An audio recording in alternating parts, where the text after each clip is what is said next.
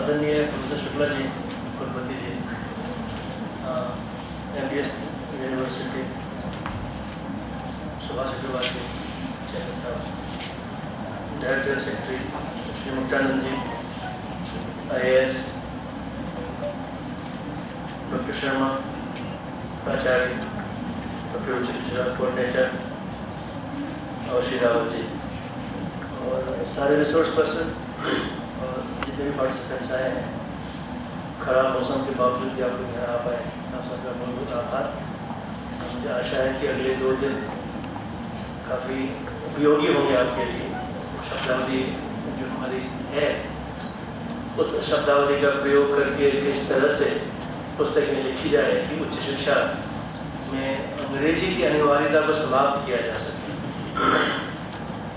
1835 में Lord Macaulay ने English education act को लागू किया था और करवाया था झटके से। 200 वर्ष होने वाले हैं 2035 में, 2023 में 200 वर्ष होने वाले हैं। और शिक्षा नीति, नई शिक्षा नीति आ गई है, राष्ट्रीय शिक्षा नीति आ गई है। तो क्या हम अंग्रेजी, जो कि बहुत ही खूबसूरत भाषा है और बहुत ही सशक्त भाषा है, उसको रखते हुए उसकी अनिवार्यता मीडियम की जो है उसको समाप्त कर सकते हैं? अंग्रेजी को हम हटा नहीं सकते। 10% लोग अंग्रेजी बोलते हैं हमारे देश में, एक बड़ी भाषा है। इनफैक्ट हिंदी के बाद दूसरी सबसे बड़ी भाषा अंग्रेजी है। लेकिन उसकी अनिवार्यता पढ़ाई में हो ये आवश्यक नहीं है, एकदम जरूरी नहीं है। हमारी संकल्पनाएं एक गैर स्थानीय भाषा पे बने, वो अच्छा नहीं होता। कॉम्पिटिटिवली जब लोगों ने शोध किया है कि हमारी संकल्पनाएं हमारी भाषा में बने तो ज़्यादा दृढ़ होगी, मजबूत होगी। तो ये अंग्रेजी की अनिवार्यता न हो, इसके लिए संघर्ष जारी है, कठिन संघर्ष है। तो इस संघर्ष के लिए शब्दावली आयोग कार्य कर रहा है और 1960 से, जैसा कि बताया हमारे रावत जी ने, कार्य कर रहा है। और 8-9 लाख शब्द बने हैं भाषाओं में। अभी मैं सारे शब्दों को जोड़ रहा हूँ और मुझे लगता है कि कम से कम 20 लाख शब्द होंगे जो 9 लाख शब्दों को जोड़े हैं। कि अब मैं कंप्यूटर से जोड़ रहा हूँ उनको, मशीन से, तो अपने आप में जोड़ रहा है, तो अभी दिखाऊंगा आपको। तो हमारी सरकार में क्या है कि चीज़ें बहुत होती हैं, भिन्न भिन्न स्थलों में होती हैं, लेकिन दाएं को बाएं हाथ का पता नहीं होता। अभी हम ये कार्य कर रहे हैं और हमारे एम्स को ये नहीं पता कि मेडिकल शब्दावली 60,000 की बनी है, जिससे हम पुस्तकें निर्माण कर सकते हैं, जिससे शिक्षण कर सकते हैं। IIT को, दिल्ली को ये नहीं पता कि इंजीनियरिंग की 50,000 शब्दावली बनी हुई है, जिससे वो शिक्षण कर सकते हैं।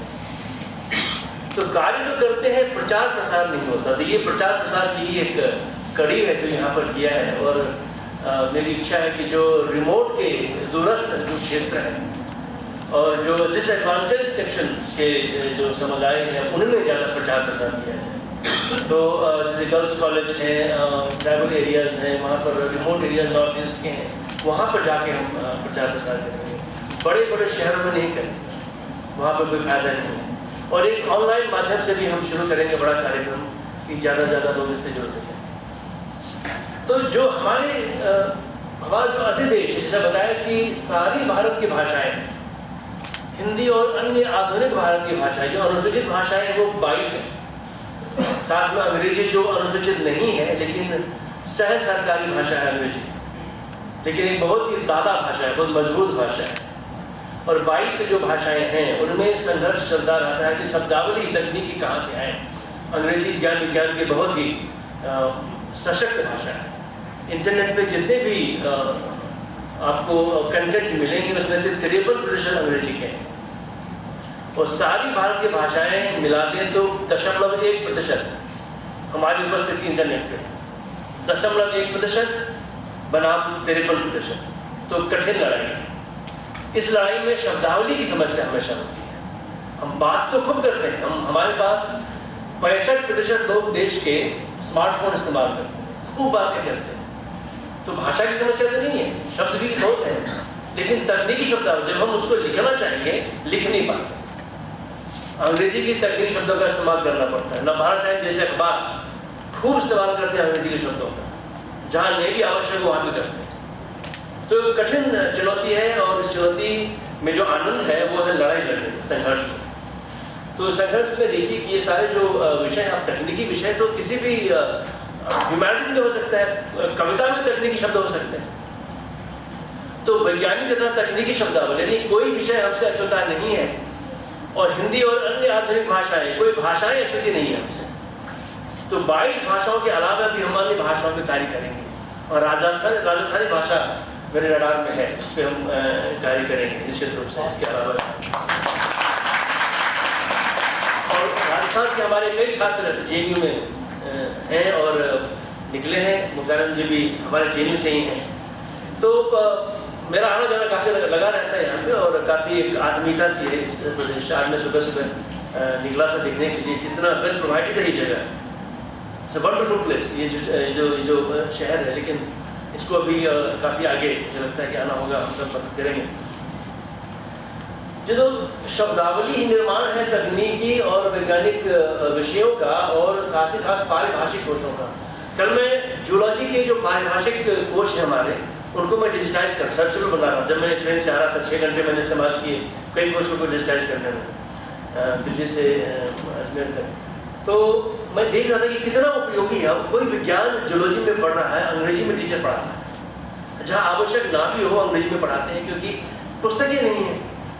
अब टीचर भी तो किताबें पढ़ के पढ़ाएगा। अब जो छात्र है वो कोई शब्द है जूलॉजी का, अब एलील जैसे, एलील शब्द जैसे मान लीजिए, अब जीनोम जैसे, अब उसको वो अंग्रेजी में रट तो लेगा, समझ नहीं पाएगा। तो जो हमारे शब्दावली जूलॉजी की है हिंदी में काफ़ी उपयोगी होगी छात्रों के लिए।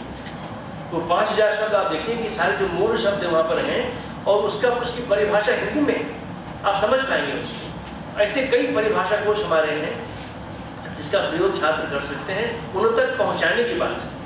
अब पुस्तकें तो उन तक पहुँचेंगी नहीं, तो उन तक पहुँचाने में मोबाइल ऐप की आवश्यकता होगी, डिजिटल सर्च इंजन की आवश्यकता होगी। तो वो सारे कार्य अब तेज़ी से हमारे बढ़ रहे हैं। ये छात्र हैं, शिक्षक हैं, वैज्ञानिक हैं, और सारे जो दफ्तर में ऑफिसर्स हैं, इन सब तक हमें पहुंचाना है, उनसे कार्य करवाना है अपनी भाषा में।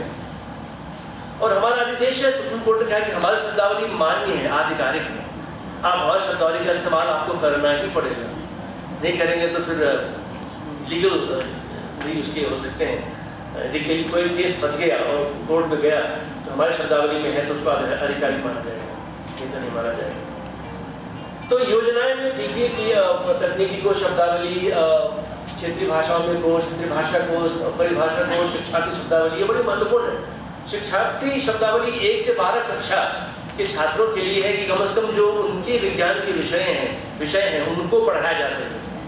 और ये हम सोचते हैं कि अंग्रेजी हिंदी में है, बाकी अन्य भाषाओं में भी इसको करना है, ताकि जो अनिवार्यता है मैं समझता हूँ कि शिक्षा नीति में कि प्राइमरी शिक्षा जो है मातृभाषा में हो। 270 मातृभाषाएं देश में है, तो वो शिक्षार्थी को सारी मातृभाषाओं में बनेंगी तभी तो हम किताबें लिख पाएंगे, कभी पढ़ा पाएंगे। तो एक बड़ा गोल हमें लगता है कि है। और विभागीय शब्दावलियाँ हैं, जैसे कि अभी हम बेंगलोर में गए थे तो HAL हिंदुस्तान एरोनॉटिक्स लिमिटेड है, उनके यहाँ क्या शब्दावली चाहिए, इंजन की शब्दावली या उनके जो प्रोसेसेस हैं उनकी शब्दावली, तो उनका निर्माण करना और उनको कहना कि आप इसका प्रयोग करें। सिर्फ ये कहने से कि आप मातृभाषा या हिंदी भाषा या भारतीय भाषा का प्रयोग करें, कोई करेगा नहीं। आपको शब्दावली भी देनी पड़ेगी, तभी वो प्रयोग करें। अब देखिए हम शब्दावलियों का परिशोधन, उसको अपडेट करना और अखिल भारतीय शब्दावली की पहचान प्रकाशन, ये बड़ा आवश्यक है। हमारी भाषाएं बहुत सिमिलर है, उनमें काफ़ी साम्य है। जितने वर्षन की बात करते हैं साम्य ज़्यादा है। संस्कृत को आधार मानकर हम देखें तो साम्य काफ़ी ज़्यादा हमारी भाषाओं में है। तो क्या एक अखिल भारतीय शब्दावली की बात हम कर सकते हैं, जो कि काफ़ी कॉमन है। अभी आपको दिखाएंगे कि जैसे मान लीजिए एक शब्द नमस्ते हमने हिंदी में कहा, तो ये आप सारी भाषा में देखें तो आपको बहुत से साम्य उसमें मिल जाएंगे। तकनीकी शब्दावली में तो और भी ज़्यादा साम्य है। मैं कल हमारी एक शब्दावली है इंजीनियरिंग की, मेडिकल की है, नहीं साइकोलॉजी शब्दावली हमारी है अंग्रेजी हिंदी। हमने कहा इसको उड़िया में बनाते हैं, तो मैंने अपना सॉफ्टवेयर इस्तेमाल किया और हिंदी के लिपि को बदल के उड़िया कर दिया, समझ रहे हैं, लिप्यंतरण कर दिया। फिर उड़िया हमारे एक्सपर्ट को कहा कि आप देखिए कितनी शब्दावली इसमें आपके मान्य हो गया, वैसे ज़्यादातर तो चल जाएंगे हमारे यहाँ लिपि बदलने से, जो नहीं चलेंगे इसको बदल दीजिए आप। तो टेक्नोलॉजी का इस्तेमाल करके हम काफ़ी चीज़ों को आसान कर सकते हैं जो शब्दावलियों में काफ़ी साम्य है। और डिफरेंस कम है जितना हम हमें बताया गया कि डिफरेंस काफ़ी ज़्यादा है। हम 4 भाषा परिवार में हैं और काफ़ी हमें भेद है वैसा है नहीं, बहुत ज़्यादा साम्य है हमारी भाषाओं में। इस पर अलग चर्चा होगी। पत्रिकाओं का शोध निर्माण और पुस्तकों का शोध निर्माण और फिर जो प्रकाशन और बिक्री सारी बातों को हम ऑनलाइन अभी करने वाले हैं। अब देखिए जो 22 भाषाओं में जो कार्य हुए हैं सबसे ज़्यादा हिंदी में हुआ, 150 से पब्लिकेशन हमारे हिंदी के हैं। उसके बाद उड़िया में 16 है, फिर संस्कृत में 6 ऐसे नहीं, फिर बोडो में 13 है। ये सारी हमारी पब्लिकेशंस हैं और सबसे ज़्यादा हिंदी में आप देख सकते हैं, बाकी भाषाओं में कम है, उसको थोड़ा और बढ़ाना है बाकी भाषाओं में। और जो नॉन हिंदी लैंग्वेज में देखिए अभी उड़िया में है, उसके बाद बोडो में है, फिर संस्कृत में है, इन भाषाओं में तमिल में है, उनको हम आगे बढ़ाना है। और जो हमारे पब्लिकेशंस हैं उसमें PDF रूप में 255 पब्लिकेशंस हैं और सर्चेबल एक्सेप्ट करीब हो चुके हैं। और OCR करके भी कुछ जो पुरानी पुस्तकें हैं, जैसे कि जो प्री डिजिटल एरा में जो पुस्तकें लिखी गई, तकनीकी शब्दावली की डिक्शनरियाँ बनाई गई, उनको स्कैन करके OCR करके हम डिजिटल बनाने का प्रयास भी कर रहे हैं, क्योंकि उनका फाइल है हमारे पास। और जो हमारे प्रकाशन है वो आप बाहर कैटलॉग है, मेरे से कैटलॉग होगा, वो आप देखेंगे तो आप देखिएगा वहाँ पर। और जो कुछ नई चीज़ें हम कर रहे हैं अभी, पूरी संस्था को डिजिटाइज करने का चल रहा है, जो ऑफिस हम लगा रहे हैं। और एक नेशनल डिजिटल लाइब्रेरी डिक्शनरी, हमारे भारत में इतनी सारी भाषाएं हैं, सारी भाषाओं में कोश की परंपरा नहीं है, तो उन कोशों को एक पोर्टल पे लाना और एक national digital library of dictionary की बात हम कर रहे हैं। और प्रपोजल भेजा है और एक सर्वर का स्पेस शब्द.education.gov.india करके होगा, उसमें ये सारी चीज़ें होंगी आगे। और ये सारी प्रक्रिया होगी, ऑफिस से कर रहे हैं, अभी फिजिकल फाइल जाती है। और हमारा जो वेबसाइट अभी तो हिंदी और अंग्रेजी में है, वो सारी 22 भाषाओं में होगा, साथ ही 4-5 विदेशी भाषाओं में भी होगा। और जहाँ से भी लोग खोलेंगे उसी भाषा में खुलेगा वो उसकी IP एड्रेस को रीड करके। और सारी जो बिक्री पुस्तक की वो ऑनलाइन चली जाएगी और जो फिजिकल स्पेस खाली हो जाएगा ऑनलाइन सेल ही होगा हमारा। अब ये हमारा जो बेटा सर्वर होगा उसमें ये डिक्शनरी क्रिएशन, ब्राउजर प्लगइन्स, ये सारी बातें उसमें व्यवस्था रहेगी हमारे। कुछ जो नई इनिशिएटिव है, एक शब्दशाला इनिशिएटिव बहुत बड़ा एक हम शुरू करने जा रहे हैं। सारी शब्दावली बनाने की प्रक्रिया जो है ऑनलाइन ही होगी। ये लिमिटेड क्राउड मॉडल से होगा कि हम शब्दों को फ्लैश करेंगे और आप सब लोग शब्दों का पर्याय अपनी भाषाओं में या अनुवाद उसका करें या लिप्यंतरण करें। उसके बाद हमारी कमेटी उनमें से छांट के शब्दों को आधिकारिक बनाएंगे, उसको ये प्रक्रिया हम करने वाले हैं। और जो पुराने शब्दों को रिव्यू करना और नई शब्दावली बनाना, ये सारी बातें की जाएगी। अब जो डिजिटल मेथड्स का उत्तरोत्तर विकास किया जाएगा, काफ़ी प्रयोग उसका किया जाएगा। और कई सारे MOUs वगैरह भी, जैसे हम UGC से MOU करेंगे, CBSE से करेंगे, AICTE से हमारा ऑलरेडी किया हुआ है, इन सब से करके ताकि कैसे हम एक दूसरे के काम में मदद कर सकें, सारी बातें करने की है। और अंतर्राष्ट्रीय कोलैबोरेशन, शोध कोश बनाने की प्रक्रिया कई देशों में अच्छा है। कई संस्था से मैं कुछ जुड़ा हुआ हूँ, अमेरिका की संस्था है लिंग्विस्टिक एरिया कंसोर्शियम, पेंसिल्वेनिया विश्वविद्यालय में, जिनका मैं कंसल्टेंट रहा था। और एक एलरा है जो यूरोपियन लैंग्वेज एसोसिएशन, और मलेशिया में है एशिया लेक्स नाम से। इन सारी संस्थाओं से जुड़ना और उनके बेस्ट प्रैक्टिसेस से फायदा उठाना, वो अच्छा क्या कर रहे हैं और हम अच्छा क्या कर रहे हैं, तो कैसे आदान प्रदान कर सकते हैं, ये बात करना होगा। गूगल नहीं रहना है, हमें दुनिया से जुड़ना है। और जो इंडस्ट्री है, जैसे मैं भी गूगल के कंसल्टेंट पिछले 2 वर्ष से हूँ, माइक्रोसॉफ्ट के कंसल्टेंट 4 बार रहा हूँ, तो इन सब के जो कॉमन बेस्ट प्रैक्टिसेस हैं, तो उनसे कैसे हम लाभ उठा सकते हैं, लाभान्वित हो सकते हैं। और फिर एक नया शुरू कर रहे हैं स्कॉलरशिप रेजिडेंस प्रोग्राम। हम विद्वानों को, शीर्ष के विद्वानों को दिल्ली बुलाएंगे, उनको किसी यूनिवर्सिटी के गेस्ट हाउस में रुकाएंगे, एक छात्र दे देंगे, शोध छात्र, और वो दोनों मिलकर एक पुस्तक लिखेंगे अपने विषय का, भारतीय भाषा मूल पुस्तक, विज्ञान के तकनीकी और विज्ञान के क्षेत्र में। फिर उस पुस्तक को हम यूनिवर्सिटियों में प्रमोट करेंगे। ये भी एक हमने प्रपोजल दिया हुआ। और फिर शोध जो कोश विज्ञान में होगा, वो शोध है यूनिवर्सिटी के साथ करेंगे।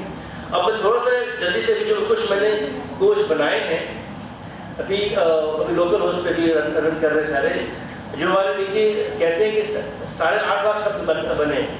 अभी मैंने कुछ ही कोर्स को, मुझे लगता है अभी मैंने 25% कोर्स को भी ऑनलाइन किया है। और ऑलरेडी 5,64,000 शब्द हो चुके हैं। तो मुझे लगता है कि 4 गुना कर दीजिए तो 20 लाख के करीब शब्द हमारे टोटल बनेंगे। तो इसमें भी कोई जैसे आप ये देखिए, ये हिंदी निदेशालय की डिक्शनरी बहुत प्रसिद्ध डिक्शनरी है बहुभाषिक, जिसकी फाइल गुम हो गई केवल प्रिंट में।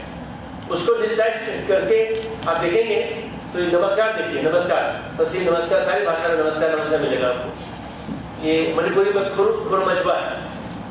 तो ये देखिए, तो ये शब्दावली है। और ये तो साधारण डिक्शनरी हुई। यदि आप इंजीनियरिंग का देखें, यदि हम इंडियन शब्द देखिए तो इंडियन शब्द देखिए तो जितने भी इंडियन के कोलोकेशंस हैं सबका वहां पर आपको मिल जाएगा। तो ये हमारा जो सॉफ्टवेयर जो हमने बनाया है उसमें कई चीजें भी करेंगे। एक हमने डोमेन मांगा है, उसका नाम होगा शब्द.education.gov.in। उस पर ये सारी शब्दावली जाएगी और आप इसको सर्च कर पाएंगे कि जो हमारे परिभाषा कोश है, बहुभाषिक कोश है, द्विभाषिक त्रिभाषी कोश है और पारिभाषिक कोश है। हर तरह से आप इसको सर्च कर पाएंगे, किस भाषा में सर्च करोगे कर पाएंगे आप। तो ये सारी प्रक्रिया अभी चल रही है और मुझे लगता है कि 1 महीने में ये कोर्स आपको ऑनलाइन मिलेगा। 1 महीने में, लेकिन मुझे 2 महीने ज्वाइन किए हुए हो गए, मैं महीना गिन रहा हूँ। तीसरे महीने में मुझे लगता है कि ये कोर्स, और क्योंकि मैं गुरु हूँ तो मैं गुरु की शैली में काम करता हूँ, किसी को डांट भी देता हूँ, मंत्रालय में भी डांटे तो ये क्या कर रहे हैं, मुझे क्यों लाया यहाँ पे। तो मेरा काम यदि आप नहीं करें तो मुझे आने के क्या फायदा यहाँ पर। तो ये सारी एक गति से काम चल रहा है। और अभी एक हिंदी का बहुत बड़ा कोर्स 14 सितंबर को सूरत में डेमो होगा। आपको 14 सितंबर को एक बड़ा सा हिंदी का कोर्स मिलेगा, बृहद हिंदी कोर्स। तो उसको डेमो हमें करना है, गृह मंत्री उसका अनावरण करेंगे। तो कई सारी चीजें चल रही है। मुझे लगता है भारत में अपार संभावनाएं हैं कोश की, शब्दावली की, भारतीय भाषा में पुस्तक लेखन की और शिक्षण की। नहीं तो हमारे लोग अंग्रेजी के कॉन्सेप्ट को रट के आगे बढ़ते रहेंगे, समझ में नहीं आएगा। अभी बहुत से ऐसे विद्वान जो भी मैं बात करता हूँ कहते हैं हमने पढ़ तो लिया विज्ञान पर, नॉलेज थोड़ा पढ़ तो लिया, अंग्रेजी में रट लिया, लेकिन समझ में कभी नहीं आया। तो जब तक आप अपनी भाषा में चीज़ों को समझेंगे नहीं तो संकल्पनाएं नहीं बन पाएंगी, आपके कॉन्सेप्ट क्लियर नहीं हो पाएंगे। तो अंग्रेजी जहाँ तक सहायक है वहाँ तक इसको ले जाएंगे। और भाषा तो अंग्रेजी महत्वपूर्ण है रहेगी, लेकिन अनिवार्यता उसकी माध्यम में ना हो, इस पर कार्य होगा। तो आप सबका फिर से बहुत बहुत धन्यवाद। और मुझे उम्मीद है, आशा है कि आप हमारा कार्यक्रम चर्चा रहेगा।